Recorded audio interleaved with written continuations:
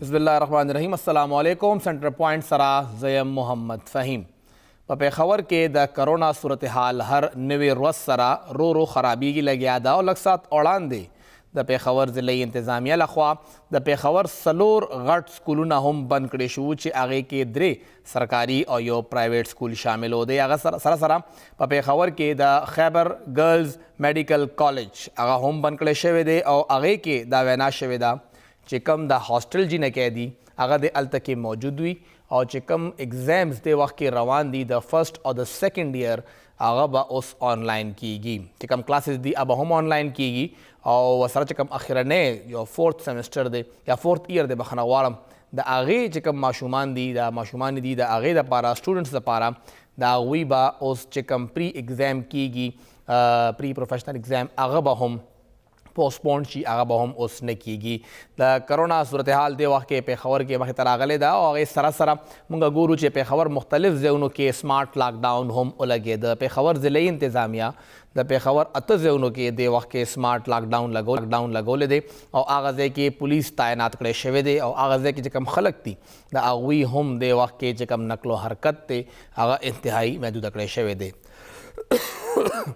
د کرونا صورتحال د وجه نه چې کوم اومیکرون خبره مخې ته راتله چې اومیکرون روز ورځ خریږي لګیا دی. پیښور د وخت کې د هغې چې کوم پازیټیویټي ریشو ده هغه په خیبر پښتونخوا کې ټولو نه زیاته ده د 10% نه زیاته ده او لاک ډاون طرف ته موږ روان یو چې کوم سمارټ لاک ډاون شروع شوی دی هغې سره سره اوس ضلعي انتظامیه نور هم پلانینګ کوي لګیا ده چې څومره هم تعلیمي ادارې دي د هغې بندیز دپاره د وخت کې کار روان دی. لږ ساعت وړاندې د صوبایي وزیر تعلیم دا بیان مخې ته راغی.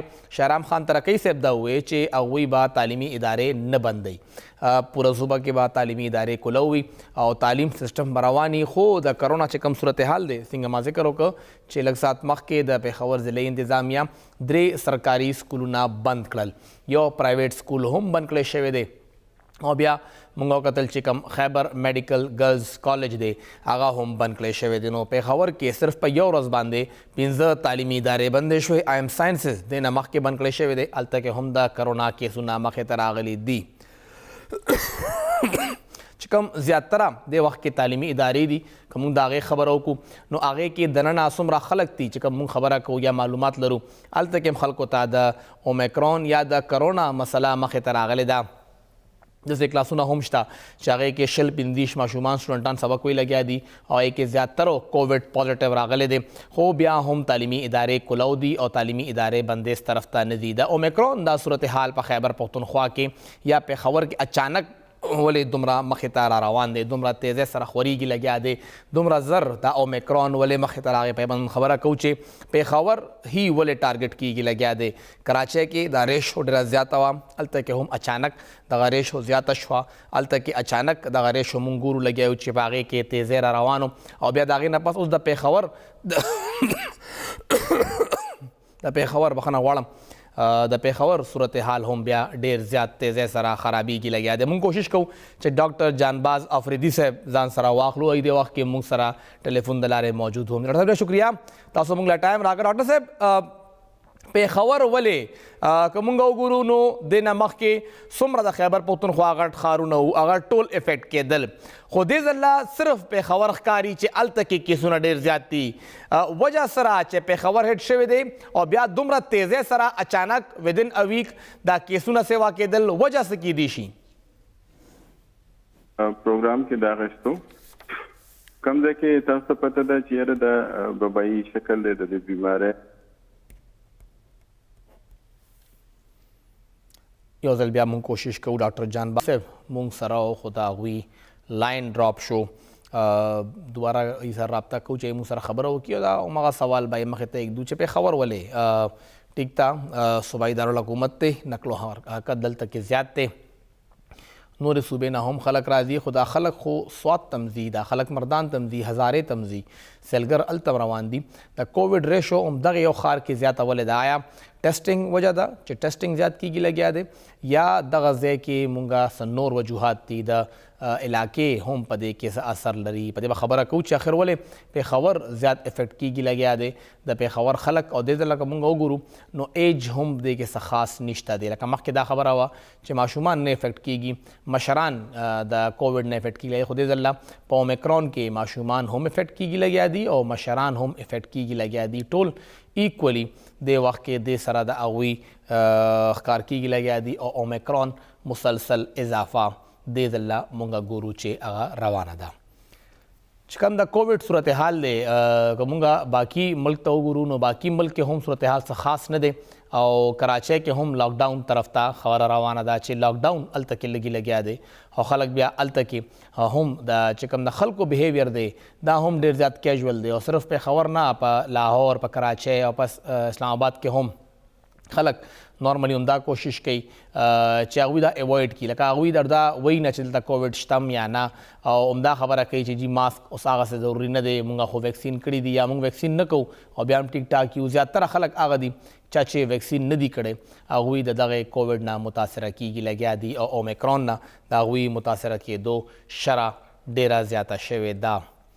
چې کوم کووډ صورتحال دی د هغې د وجه نه او بیا د خیبر پښتونخوا که موږ د صورتحال خبره وکړو چې صورتحال څه دی یو وړه شان دم اخلو او چې د دمې نه واپس راړو بیا موږ په دغه کووډ حوالې سره خبرې کوو. مشرق ټي وي سره اوسئ.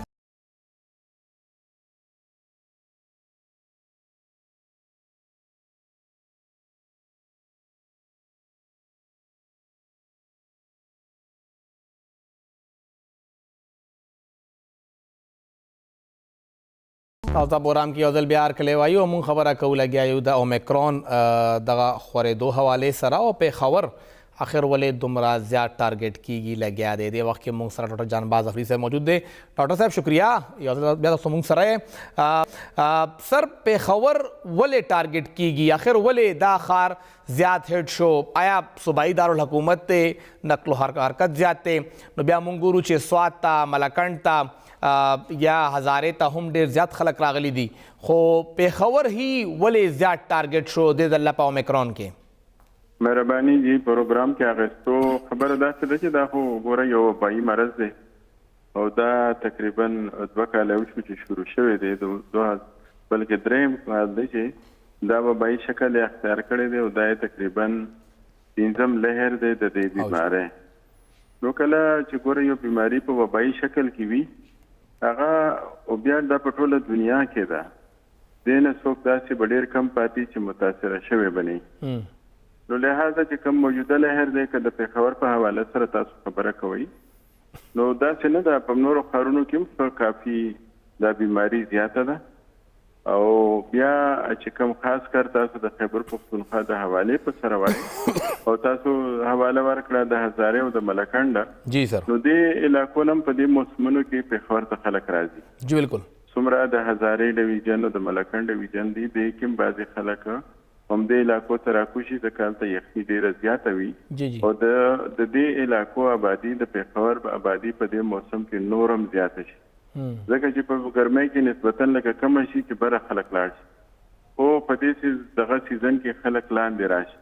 نو یو خو د دې خپله آبادي زیاته ده، انټرنیشنل بارډر دی، افغانستان دی، دا دی مختلف سایډونو سره، او بل دا ده چې وبایي شکل یې نو په هغې کې که مو دا وایي چې یاره یوازې پیښور دا مناسب نه ده ځکه د خپل پاپولیشن زیات دی، وبایي شکل اختیار کړی دی، آبادي ډېره ده او بل چې کله کوم ځای کې آبادي ډېرې نو هلته د هغه مریضانو تناسب به عموما په د تعداد په لحاظ سره زیات وي. نو لهذا مطلب دا دی چې په دې داسې انشاءالله وخت په خیر کې او صرف دا ویل چې یاره پیښور ولې نه، مطلب نورم لوی ښارونه متاثر شوي دي، خو بس ساده خبره دا ده چې یاره خلک لږ احتیاط وکړي. احتیاط دا دی چې خاص کر هغه خلک چې چاته څه بیماري سټارټ شي چې کور کینی هغه نور خلک نه متاثره کوي، هغه بازار ته نه وځي، هغه جومات ته نه وځي، هغه جنازې ته نه وځي، هغه نور ګڼ ځای ته نه ځي چې د هغه نه نور خلک نه متاثره کېږي. ځکه چې په دې حالاتو کې چې کوم دا 2 کاله تېر شو مکمل لاکډاون هم د خلکو د بهر نه برداشت دی، نشي برداشت کولی ځکه چې ډېر زموږ د یو اکثریت آبادي داسې ده چې د هغوی د کور دار و مدار د روزمره د مزدورۍ په بنیاد دی. لہذا ښه خبره دا ده چې هغه خلک چې کوم خلک متاثرین دي یا پوه شي په ځان باندې هغوی ته نزله زکام یا د بیمارۍ د سینې داسې بیماري سټارټ شي نو ښه دا ده چې هغه خلکو سره لاس نه ملاوي، د ګړې نه لرې ځي، ماسک اچوي. ماسک خو ټولو خلکو ته پکار دی خو داسې مریض ته بیا ډېر لازمي دی. نو لہذا لاس وینځي او ځان له وخت تېروي نو دا چې مناسب طریقې اختیار کړي، یو ذمه دارانه رویه اختیار کړي نو انشاءالله دا بیماري به را روان یو ډاکټر صاحب دا ته چې د اومیکرون د نورو نه څنګه مختلف دی؟ څه خلک وایي چې دومره لیتل نه دی څومره چې دې نه مخکې ډیلټا ویریانټ یا نور ویریانټس تیر شوي دي، خو بل خواته وایي دا خورېږي ډېر تیزۍ سره. نو اومیکرون څنګه مختلف دی له نورو نه؟ خو ګوره دا داسې ده چې دا کوم وایرس دی، خاص کر دا د نزلې زکام دا وایرس چې وي که نه دې سره چې کوم سره زکام وغیره تړلی وي دا وایرس کې دا وي چې دا خپل شکل ډېر په تیزۍ بدلوي. جی جی. او تیزۍ بدلولو سره دا وي چې یاره د هغې تدارول لږ ګران شي د ویکسینو په حواله سره، د بیمارۍ په علاج په حواله سره، او د هر شکل چې دی بیا خپل تکالیف یې هغې سره خپلې مسلې تړلې وي.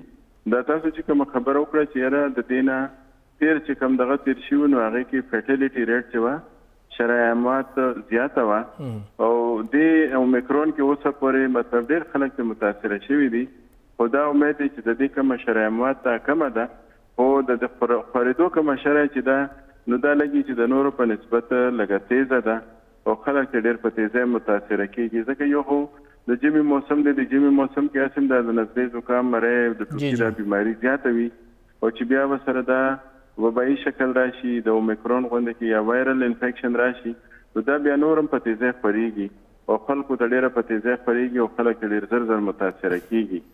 نو اینی هاو مطلب خدای پاک دې خیر وکړي، خو داسې ده چې یو ذمه داره رویه پکار ده خلکو ته او حکومت سره هم تعاون پکار دی او خلکو ته د خپل ځایات د خپلو بچو د کور د نورو بندیانو خل پکار دی او یو ذمه داره رویه پکار ده. چېرې څوک بیمار شي چې لږ زر ډاکټر سره مشوره وکړي، ډاکټر له زر لاړ شي، هغه نه تپوس وکړي، ټیسټ وکړي یا آرام وکړي او دوایانې واچوي او نور خلک هم ځان نه محفوظه کړي. او سرداره ته ووایې چې کم ویکسینیشن دی بلکې چې اوس بوسټر ډوز خبره هم روانه ده، بوسټر ډوز څومره ضروري دی او بیا چا چې ویکسین کړي دي هغوی ته هم څه د اومیکرون شکایات مخې ته راغلي دي، نو آیا دا ممکنه ده چې ویکسین یې کړي بیا هم هغوی ته کووډ وشي؟ ګوره داسې ده که نه چې ویکسین خو هسې ډېر ښه شی دی که د هرې بیمارۍ وي، جی جی، که په وړو کې او که په لویو کې، خو د کوم ځای پورې چې د کورونا د ویکسین تعلق دی نو دا بیماري هم ډېره نوې ده او دا ویکسین هم ډېر نوی دی. بل ما درته ووایي چې یاره د دې دا شکل چینج کېږي، لهذا د ویکسین هغه اثر 6 میاشتې کال پورې پاتې کېدی شي.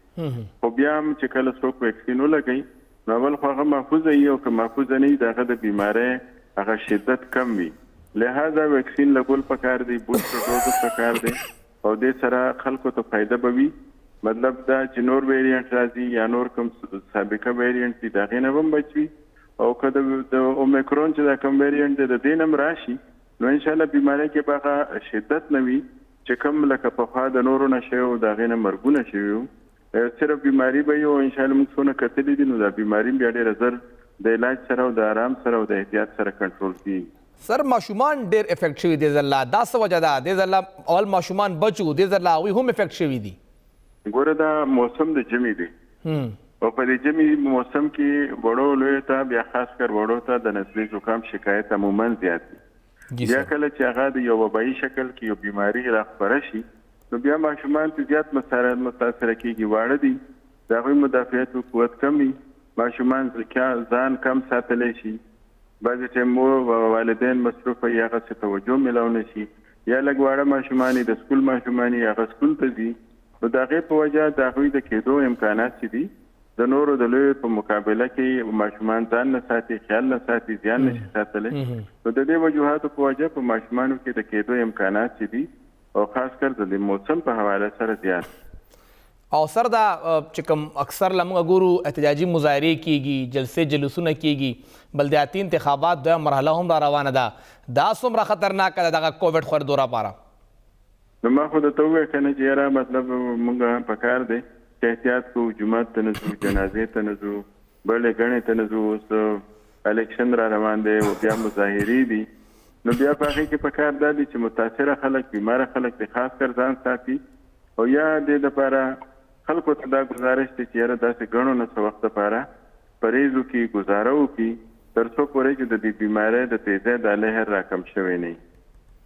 ډیره مهرباني ډاکټر جانباز آفریدي صاحب موږ سره موجود او کافي تفصیلا هغوی خبره وکړه چې یو خو دا چې ویکسین انتهایی لازمي دی. کرونا پهلنۍ لهري، دویمي، درېمي، څلورمي یا پنځم شي، تاسو به صرف او صرف د ویکسین نه ځان محفوظه کوئ. بل دا دی که چرې ویکسین هم کړي او بیا هم در باندې کرونا حمله وکړي نو د هغې شدت دومره زیات نه وي، لکه کنټرول وي د هغې انوایرمنټ هغسې زیات نقصان انسان کې دننه نه کوي، کمزورتیا پکې زیاته نه راځي څنګه چې عمومي توګه باندې مخې ته راځي. خو بیا دا هم زه چې اوس بوسټر ډوز طرف ته خبره روانه ده، زیاتره ځایونو کې اوس بوسټر ډوز شروع شوی دی چې چا خپل ویکسینیشن 6 میاشتې اول کړی هغوی د خپل بوسټر ډوز ولګوي او دغه بوسټر ډوز سره دی هغوی خپل ځان محفوظه کړي. کرونا سره صرف صحت نه دی، نور هم ډېر څه منسلک دي، ډېرې مسلې ورسره نورې هم دي او غټه مسله د تعلیم ده. پای به هم خبره کوو خو یو غوړې شان د مې نه پس.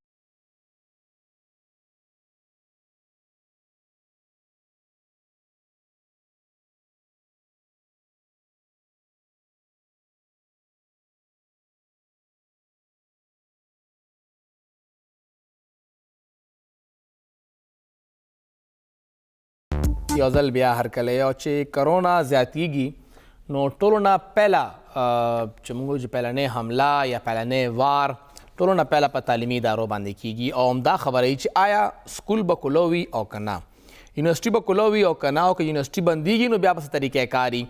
سرکاري سکولونو کې به طریقې کار څه وي، پرایویټ سکولونو کې به طریقې کار څه وي، د ټیچنګ میډیم به څه وي، نیم خلک به ځي نیم به نه ځي، څه طریقې کار به وي. اوسه پورې سم مونږه زده نه کړل. دغې دا تقریبا سره پاسه 2 کاله په کرونا کې دسمبر کې 2019 کې پهله ځل کووډ مخې ته راغلی و، 2022 ته مونږ الو، خو په پاکستان کې اوس هم همغه طریقې کار دی. لکه وړاندې مونږ خبره وکړه چې د خیبر ګرلز میډیکل کالج د هغوی اعلامیه جاري شوه چې دا کالج بند کړی شو او ټول کلاسونه به اوس آنلاین کیږي. چې کوم ایگزامز دي، چې کوم د فائنل ایئر 4th ایئر ایگزام دي، د هغوی هم د وخت کې چې کوم شیډولو هغه متاثره شوی دی او هغې سره سره که مونږ وګورو نو ضلعي انتظامیه 4 سکولونه بند کړي دي. ګورنمنټ های سکول هزارخواني دا بند کړی شو، ګورنمنټ های سکول چغرمټي دا هم بند کړی شو، بالکل اپوزیټ لوکیشن د پخار کې دنه مونږ خبره وکړو. او بیا ګورنمنټ های سکول بوډني یو دریم لوکیشن، یو خوا ورسک روډ، بل خواته 400 روډ او دریم خواته مونږ ګورو چې کوهاټ روډ، دا درې بالکل بیل لوکیشن دي چې کم بند کړی شوي دي. او څلورم سکول دی هیرا انټرنیشنل های سکول شیرو جنګي 400 روډ، 2 سکولونه په 400 روډ باندې دي، یو په ورسک روډ باندې او بل مونږ ته هزارخواني کم چې کوهاټ روډ سایډ ته روډ راځي هغه ځای کې دا سکولونه بند کړی شوي دي او دا سکولونه اوس بند شو. نو طریقې کار به څه وي؟ مونږ به آیا ماشومانو ته بیا آنلاین ایجوکیشن طرف ته ځو؟ که آنلاین ځو نو مونږ هغې دپاره تیار یو، زموږ ماشومان تیار دي او که نه. پای به مونږ خبره کوو. دې وخت کې مونږ سره د پېښور ایف جی جونیئر ہائی اسکول چې کوم پرنسپل دا ڈاکٹر قرۃ العین بی بی هغه موجود رہا. میڈم بہت شکریہ آپ نے مشرق ٹی وی کو وقت دیا. اور میرا سوال بڑا سمپل ہے، آن لائن ایجوکیشن پھر ہم لوگ شروع کرنے جا رہے ہیں، کیا ہم بطور معاشرہ اس کے لیے تیار ہیں؟ السلام علیکم سر. وعلیکم السلام. سر ایسا ہے کہ جب کووڈ آیا تو شروع میں تو ہمیں کافی مشکلات کا سامنا کرنا پڑا، کیونکہ آن لائن ایجوکیشن کوئی آسان کام نہیں تھا پاکستان کے لیے. یہاں پہ ٹیچرز بھی انویئر تھے، پیرنٹس بھی انویئر تھے، اسٹوڈنٹس بھی انویئر تھے، ایون کہ ان کو ٹیکنالوجی کا بھی یوز اتنا آتا نہیں تھا. تو آن لائن ایجوکیشن شروع میں تو بڑی ہمیں ڈیفیکلٹیز کا سامنا کرنا پڑا. پیرنٹس کے پاس لیک آف ریسورسز ہیں، انٹرنیٹ کی فیسلٹی بہت سے ریموٹ ایریاز میں نہیں ہے، تو بجلی کی لوڈ شیڈنگ کا الگ سے ایشو چلتا ہے جس سے کافی ایجوکیشن جو ہے وہ متاثر ہوتی ہے. پھر آہستہ آہستہ پیرنٹس کو اویئرنیس ہونے لگی، کچھ ان کا رجحان ہونے لگا پڑھائی کی طرف. انہوں نے دیکھا کہ ابھی آن لائن کے علاوہ ان کے پاس دوسرا اور کوئی راستہ نہیں ہے جس سے وہ بچوں کو تعلیم دلوا سکیں، کیونکہ اسکول تو بند ہو چکے تھے.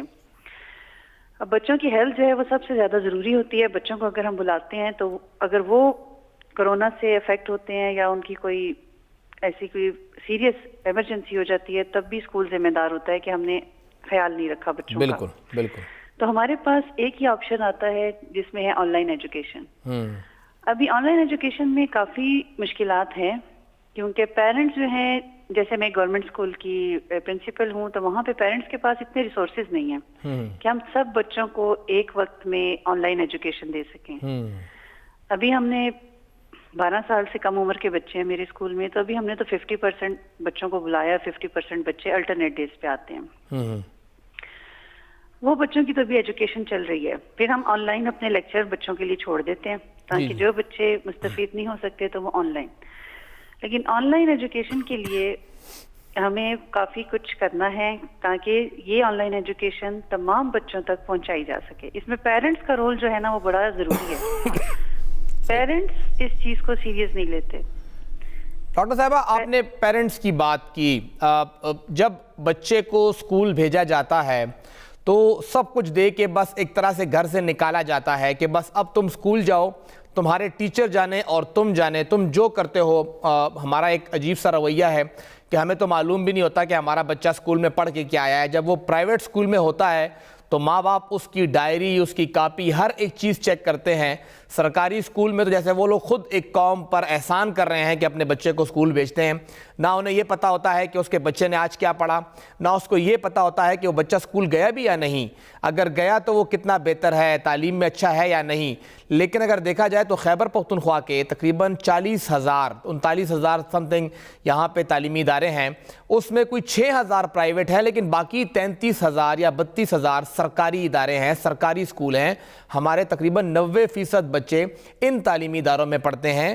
یہ بتائیے گا والدین ان بچوں کے ساتھ پھر کیسے اس طرح سے وقت گزاریں گے کہ ان کو آن لائن ایجوکیشن میں وہ سہولیات یا وہ ٹائم دے سکے جو کہ ہم پرائیویٹ ایجوکیشن کے سسٹم کے اندر اس سے ایکسپیکٹ کرتے ہیں؟ بالکل صحیح کہا آپ نے سر کہ سرکاری اسکولوں کے حالات جو ہیں آن لائن ایجوکیشن کے لیے بالکل بھی ٹھیک نہیں ہے, سازگار نہیں ہے, کیونکہ وہ بیچارے غریب فیملی سے بلانگ کرتے ہیں. دوسرا الٹریٹ پیرنٹس ہیں, اتنے پڑھے لکھے پیرنٹس نہیں ہیں, اسمارٹ فون سب کو اویلیبل نہیں ہے. اگر ایک آدھ اسمارٹ فون گھر میں ہے بھی تو 4-5 بچے اس کے ایک اسکول میں پڑھتے ہیں. بالکل. تو وہ کیسے فیسیلیٹیٹ کرے گا بچوں کو؟ ایف جی اسکول میں اور یہ جو دوسرے اسکولس ہیں ان میں تھوڑا سا فرق ہے, کیونکہ ہمارے اسکولوں میں ابھی اس چیز کو اس طرح اویئرنیس کی گئی ہے کہ ہم نے پیرنٹس کے ساتھ بھی کاؤنسلنگ سیشن سٹارٹ کیا ہوا ہے. ہم پیرنٹس کو بلاتے ہیں, ایک ان کا پی ٹی ایم رکھتے ہیں اور پھر ہم ان کو اویئرنیس دیتے ہیں کہ موبائل کا کیسے یوز کرنا ہے اور کیسے آن لائن میں آپ نے بچوں کو ٹائم دینا ہے. لیکن ہمارے پاس زیادہ تر آرمی کے بچے ہوتے ہیں تو ان کے فادر تو ہوتے نہیں ہیں, تو مدرس جو ہیں وہ پھر اس معاملے میں تھوڑا سا ساتھ دیتی ہیں. تو 50% جو ہے ہمارے اسکولس جو ہیں اس چیز سے آن لائن ایجوکیشن سے مستفید ہو رہے ہیں. لیکن آپ نے جو سرکاری اسکولوں کی باقی بات کی, وہاں پہ واقعی بچے جو ہیں ان کے لیے بہت مشکل ہے آن لائن ایجوکیشن کو حاصل کرنا, کیونکہ پیرنٹس کا بیہیویئر آن لائن کے لیے اتنا سیریس نہیں ہوتا, کیونکہ وہ چاہتے ہیں بچے اسکول جائیں, اسکول میں سیکھیں. اور ٹھیک بات بھی یہی ہے کہ کلاس روم میں جو بچہ سیکھ پاتا ہے وہ آن لائن اتنا اچھا نہیں سیکھ سکتا. میڈم, آپ نے پچھلے 2 سال بھی تعلیمی نظام دیکھ لیا. خود ہم نے جامعات میں بھی دیکھا کہ بچوں کے رویے میں بہت بڑا فرق آیا. جو ایک گرومنگ اس کی کلاس روم میں ہوتی ہے, ٹیچرز کے ساتھ ہوتی ہے, اٹھنا بیٹھنا ہوتا ہے, رویہ ہوتا ہے, اس کا سیکھنے کا ایک طریقہ کار ہوتا ہے. ایک طرف تو اس کا جو ایک ایتھیکل یا مورل پرسپیکٹیو ہے وہ تو متاثر ہوا ہے. تعلیمی معیار کتنا آپ سمجھیں گی متاثر ہوا ہے؟ جو بچہ آن لائن ایجوکیشن سسٹم کا اب حصہ بن کے آگے آ رہا ہے, اگر اس کو ہم کمپیئر کریں پری کووڈ سے, تو اس بچے سے یہ بہتر ہوا کیونکہ ٹیکنالوجی مل گئی, اس کو آن لائن سب کچھ مل گیا, زیادہ معلومات مل رہی ہے, یا آپ کو لگتا ہے کہ سب کچھ تیار ملنے سے وہ خراب ہوا ہے, اس کا معیار متاثر ہوا ہے؟ نہیں, معیار بہت متاثر ہوا ہے. ابھی کووڈ کے بعد ہمارا جب ایگزام سسٹم سٹارٹ ہوا تو بچوں کی لرننگ بہت افیکٹ ہوئی تھی. بچوں نے لکھنا تو بچے بھول گئے تھے, کیونکہ ہم لوگ کلاس روم میں جو 1-to-1 انٹریکشن بچوں کے ساتھ کرواتے ہیں ٹیچر کا, تو وہ لکھنا سیکھتا ہے. گھر میں پیرنٹس نے ان پہ وہ توجہ ہی نہیں کی, جس سے ان کا تعلیمی معیار بہت گر گیا. اور ایگزام سسٹم جو آن لائن ہوا وہ ایگزام سسٹم بھی بچوں نے چیٹنگ سے کر لیا یا کسی نے اس کی ہیلپ کر دی، تو اس طرح اس کی پرسنالٹی ڈیولپمنٹ نہیں ہو سکی یا اس کی جو اکیڈیمک اچیومنٹس تھی وہ حاصل نہیں کر سکا. تو اس کووڈ کے بعد جو ایگزام ہوا اس میں بچوں کی کارکردگی بہت زیادہ متاثر ہوئی تھی. بچے اس لیول کو ٹچ نہیں کر سکے جو انہوں نے کلاس روم میں سیکھا. اور اگر ہم ٹیچرز کی کوالٹی کی بات کریں، اب کیا ہمارے ٹیچرز تیار ہوئے؟ میں صرف ایف جی کی بات نہیں کروں گا، صرف پرائیویٹ کی بات نہیں کروں گا، اور اگر خیبر پختونخوا دیکھا جائے، سرکاری اسکولوں کے ٹیچرز دیکھے جائیں، آپ کو لگتا ہے کہ انہوں نے اس ٹیکنالوجی کے دور کے ساتھ کیچ اپ مہم جو ہے وہ چلائی، خود کو اپڈیٹ کیا؟ سر میں نے آپ کو بتایا نا، جب پہلے ہم نے کہا کہ آن لائن ٹیچنگ ہوگی تو موبائل کا استعمال تو بہت سے اساتذہ کرام کو آتا ہی نہیں تھا کہ اسمارٹ فون کا استعمال کیسے کیا جاتا ہے یا آن لائن ہم نے ان کو کیسے پڑھانا ہے. تو شروع میں تو کافی مشکلات کا سامنا کرنا پڑا. پھر تو وقت گزرنے کے ساتھ ساتھ اویئرنیس ہوئی، ان کو بھی سکھایا گیا ٹیکنالوجی کا استعمال، کیونکہ ٹیچرز کی ٹریننگ جب تک نہیں ہوگی آن لائن سسٹم پاکستان میں کارآمد نہیں ثابت ہو سکتا. ٹیچرز کی اویئرنیس، ٹیچرز کی گرومنگ یہ بہت ضروری ہے. ٹیچرز ٹریننگ ہونی چاہیے کہ آن لائن ہوتا ہے کیسے ہے، بچوں کو تعلیم کیسے منتقل کی جاتی ہے یا بچوں کو کیسے اپنے ساتھ لے کے چلنا پڑتا ہے، کیونکہ ورچوئل کلاسز تو ہوتی ہیں لیکن بچوں کے ساتھ ساتھ ٹیچرز کی کارکردگی کو بہتر بنانے کے لیے ان کی ٹریننگ بہت ضروری ہے. تو آپ کو لگتا ہے کہ وہ ہوئی ان 2 سالوں میں؟ نہیں، مجھے نہیں لگتا. ہم اب آپ نے کہا کہ ایف جی کو آپ سیپریٹ کریں، ایف جی کو سائڈ میں رکھیں، آپ اس وقت ایف جی کو ایک سائڈ میں رکھیں اور اوورآل پورے ایجوکیشن سسٹم کی بات کریں. ہاں، اوورآل تو نہیں ہوا، ایسا ہونا چاہیے تھا، ہوا نہیں ہے، اوورآل نہیں ہوا. اوورآل آپ کو کمی نظر آئی ہے؟ بہت کمی نظر آئی ہے. پیرنٹس ٹیچرز کو اس لیول کا تیار نہیں کیا گیا کہ جب بھی کووڈ آئے خدا نہ خواستہ تو ایسی سچویشن میں ٹیچرز کو کیا کرنا چاہیے. اور میڈم اس کا ذمہ دار کون ہے؟ ٹیچر خود بھی ذمہ دار ہے یا نہیں صرف اسٹیٹ ہی ذمہ دار ہے کہ ایجوکیشن ڈپارٹمنٹ ہی سکھائے گا تو یہ سیکھیں گے، خود سے انہوں نے نہیں سیکھنا؟ سر ایسا ہے نا کہ جو ٹیچرز ہیں جن میں ابھی جیسے انرجیٹک لوگ آ رہے ہیں ڈپارٹمنٹ میں جو ٹیکنالوجی کے یوز کو بہت اچھی طرح سمجھتے ہیں، ان کے لیے تو مسئلہ نہیں ہے. لیکن جو ہمارے پرانے اساتذہ کرام ہیں، جو ہمارے میچور ٹیچرز ہیں جن کے وقت میں ٹیکنالوجی تھی نہیں، انہوں نے سیکھی نہیں تھی، ان کے لیے کافی مشکلات ہیں. تو ابھی میں نے آپ کو بتایا نا، ابھی کافی لوگوں نے سیکھنا شروع کر دیا تھا، اپنے لیول پہ انہوں نے سیکھا، لیکن اوورآل کوئی ٹریننگ سیشن ان کے لیے نہیں بنائے گئے. بہت شکریہ ڈاکٹر قرۃ العین صاحبہ، آپ نے ہمیں وقت دیا. نہ ہی ٹیچرز کے لیے کچھ ہم نے کیا اور نہ ٹیچر نے اپنے لیے کچھ کیا. دا یو ډېره غټه المیه ده چې مونږ په دغه 2 کالو کې سترګې پټې کړې وې چې نن ورځ دې تېره شي، سبا سره به بیا ګورو. او نن یو ځل بیا کرونا صورتحال دومره خراب شو چې خبرې آنلاین ایجوکیشن ته لاړې. زمونږ ټیچرز نه دي تیار، زمونږ سټوډنټس نه دي تیار، هغوی ته اندازه نشته چې آنلاین به څنګه وي. هماغه کریکولم کم چې مونږ فزیکلی کلاس کې ټیچ کوو مونږ خو هماغه کریکولم سیم مونږ اړو، او اوس به دوباره هغه آنلاین نه فزیکل ته او فزیکل نه بیا آنلاین شي. آنلاین کریکولم بالکل مختلف ته، د دې نه مونږ ته اندازه شته او نه زمونږ ټیچرز ته، نه زمونږ سټوډنټس ته. دا ذمہواری د هر چا جوړیږي، د ایجوکیشن ډپارټمنټ هم ذمہوار دی او د کې دغه ټیچرز په خپله هم ذمہوار دي. هغوی سره یو مارجن موجود وي چې په خپله دغه کریکولم یو نظر وګوري چې څنګه هغه ماشومانو سره انټریکشن زیات کولی شي، خو هغه هم دغه ټیچرز په خپله ونه که. دا یو افسوسناک پهلو دی که دغه تعلیمي نظام معیار غورځېږي نو دې نه ټیچران ځان نشي بار کولی، هغوی هم ذمہوار دي او ایجوکیشن ډپارټمنټ هم ذمہوار دی. یو وړه شان دم اخلو.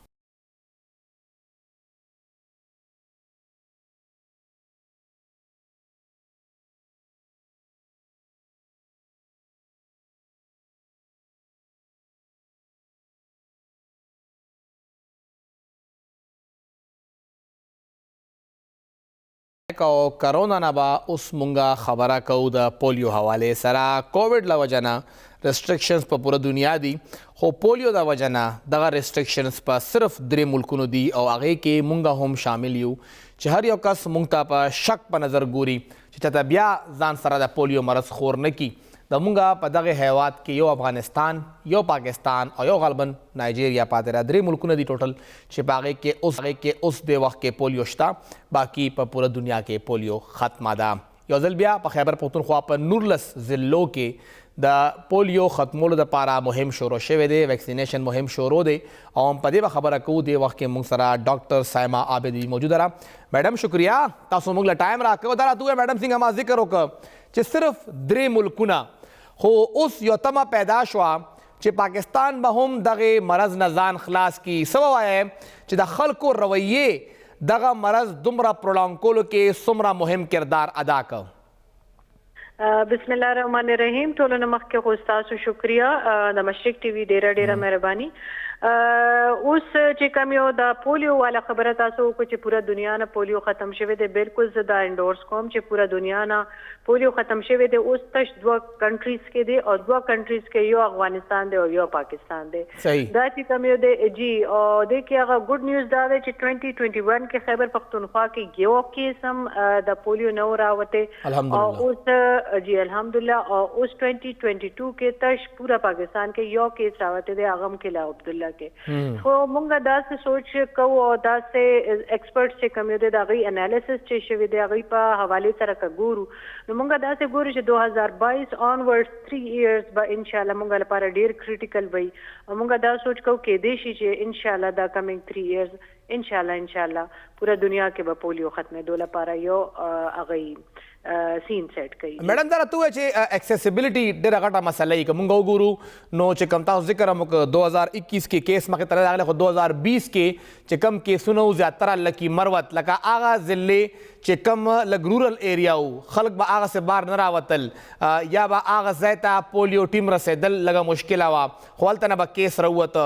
څه به وایه دې ځله یا دا تیر کال یا دا کال چې کوم دا هیلث ټیمونه ځان رسوي هر یو ځای ته ځان رسوي که وری که ګرمي که باراني څه صورتحال هم وي هغوی ځان رسوي د هغوی څومره غټ دی کې اچیومنټ دی چې هغوی د هر یو ځای ته ځي هر یو کور ته ځي او یو ماشوم د نه پاتې کیږي؟ جی بالکل زه خو بالکل سلوټ کوم هغه ټیمونو ته چې کوم یو په هر یو حالات کې داسې ځایونو ته رسي خپل ځان چې کوم یو ته ایکسیسیبلټي ایشو دی چې چېرته رسېدل ډېر زیات ګران چې چېرته ریفیوزل ځي چې چېرته ایون د خپل لکه خپل د ځانونو نظرانې هم پیش کړي دي شهید شوي دي شهدا شوي دي. نو زه خو سلوټ پیش کوم ورسره د خپل پولیس ته چې هغوی پې پوهېږي چې زمونږ دا یو چې کوم یو دی داسې یو نان سیاسي نان پولیټیکل یو کمپین دی پوره دنیا کې او د دې د اوس په دې ټایم کې زمونږ د قوم عزت سوال دی چې زمونږ د کنټري نه او د افغانستان نه دا ختم شي چې مونږ د پولیو فری ورلډ سیلیبریټ کولی شو. او میډم چې کوم دا پابندیانې په مونږ لګي لګیا دي د کووډ د وجه نه اوس لګي مختلف ملکونو باندې خو د پولیو چې کوم ریسټرکشنز وو ګڼی چې هغه به هم آلموسټ ختم شي مونږ نه به ویو آف شي؟ کېدای شي او جی بالکل کېدای شي چې زمونږ دغه کمپینز روانې چې هر یو ماشوم ته د کترې ملاویږي نو ان شاء الله د دې به امیونټي ډیولپ شي او هغې سره ان شاء الله زمونږ په دې سټیج ته رسېدی شي زمونږ کنټري چې زرم د دې ریسټرکشنز نه خلاص شو. دې لپاره زه بیا وایم چې تاسو دا نه چې پولیو کترې تاسو ته ورکوئ. زه وایم چې مدرز هیلث د مور صحت ډیر ضروری دی هغه ټي ټي انجیکشن لګول ډیر ضروری دی انټي نیټل چیک اپ کول ماشوم له صحیح خوراک ورکول ماشوم ته د مور پی ورکول روټین ایمونایزیشن کول د لس بیماریانو نه خپل ماشومان بچ کول دا ورسره پراپر خوراک ورکول صحیح پخېدلې روټۍ کټوې او صفا اوبو دا ټول شیزونه چې کوم دی هغه هم د ماشوم صحت لپاره ډیر زیات ضروری دي. میډم دغه ټول مهم تاسو په خپله هم ایز ا فرنٹ لاین هیلث ورکر دی هر څه کې شریک پاتې شوی یې که هغه کرونا وي که هغه پولیو وي که هغه خسره وي که هغه څه هم وي تاسو مخکې راغلی دا راته ووایه د ممبر کردار څومره مهم دی. دغه علما کرام چې دغه جمعې خطبه کې دا اعلان وکړي چې پولیو ټیم را روان دی او خپل بچو ته دغه د پولیو نه بچاو کترې ورکړي هغه څومره اثر لري چې کله قاري صاحب یا مولانا صاحب هلته نه اعلان کوي؟ ستاسو دا سوال چې کوم دی دا ډیر ضروری سوال دی. ګورې زمونږ یو اسلامي جمهوریه ملک یو زمونږ اسلامي جمهوریه پاکستان دی دې کې د دینی سکالرز د دینی مفتی حضرات د دینی د زمونږ چې کوم یو قاری صاحبان دي مذهبي سکالرز د دې ډیر غټ رول دی چې مونږ سره یو ځای شي او د دې اهمیت چې کوم یو دی خلکو باندې لکه واضح کی نو بالکل زویم چې ډیر زیات فرق په غزاري او ډیر زیات فرق راځي او خلک د دې خبره اوري د ډاکټرانو خبره اوري د ایکسپرټ خبره اوري د ټیچرانو خبره اوري او د زمونږ د اسلامي سکالرز چې کوم یو دي د غي خبره مني نو پکار دي چې خپل د حیثیت چې کوم یو دي هغه استعمال کی د دې د چې الله پاک ولا د صلاحیت ورکړي دي د دې د خلکو بهتري لپاره دا خپل حیثیت استعمال کی. اگرانه سوال میڈم نور لزلو کې مهم شروع شو هر ځل مونږ چیف سیکرټری سے پخپلا دغه مهم شروع کړي اهمیت خي چې د پورا صوبې ټولو نه اهم افسر راځي او هغه کتري اچي دغه درې زره پارا د پیرنټس نه اپیل وی یا د څه خلک کم چې ریفیوزلی خداوی فیملی کې د نه خلک رضا پخپلا رضای چې او دار سکی دي شي نو هغه بسنګ د خلک رضا کوي چې خپل بچو له دغه کتري ورکی دا جی دا خو ګوري کنه دا مونږه د کرونا په صورتحال کې مونږه دا ویلو چې جی کرونا نشتا دا سه دا يهوديانو سازش ته دا اخوا لکه شل خبره نور هغه ټول خبره یو طرف ته خو بیا هم د تاسو ته ویم چې کرونا شته دا یو بیماری دا غینه بچ کېدل سنت ته هر بیماری نه بچ کېدل حفاظت کول حفاظتي اقدامات کول یو سنت طریقې نو زه وایم چې دغه شانته دغه پولیو کترو کې هم زما ټولو د والدین نه به دا ریکویسټ زما درخواست وي چې خپل د ماشومانو ته پولیو کترې واچوي او چې کم یو خلک پويږي هغه پکار دي چې هغه کسانو ته چې کم یو نه پويږي هغه ته لکه دا ډیسکس کی ور سره هغه سره دا پوي کی چې دا د دې کې اس نقصان نشته او دا امیونټي بلکې ډیولپ کوي ماشوم کې طاقت پیدا کوي چې څنګه کرونا والا ویکسین پیدا کوي نو بالکل نو هغه سره چې کوم دا ماشوم مستقل معذوري نه بچ کېدی شي نو زما کوم دا درخواست د ټولو پیرنټس نه جی ډیره مهرباني ډاکټر سایما عابد دی تاسو موږ ټایم راکو څنګه ذکر وکړو چې امو جبا کې زمونږ د کمیونیکیشن جبا کې تمونږ 2 سټپ کمیونیکیشن وایو چې ډایرکټ هغه خلک کم چې ریفیوزل دی سره مون خبره نه کو دا غوي غیر چاپیره هغه خلک کم چې دا غوي خبره اوري او پوي خلک وي او وي د سړی وي چې تاسو دا خلک پوي کې چې دا خلک دی کرونا نه یا پولیو نه بچاو ویکسین دی خپل مو لګي او ماشومان نمبر کې نو دا ټیمونه برازي کورونا ته د پولیو نه او دا پورا ملک دا معذوره نه بچ کې او خپل بچو ته د پولیو نه بچاو چې کوم ویکسین دی هغه خامخا هغه ورکړي. پروګرام وخت ختم دی اجازه راکړئ د الله پامان.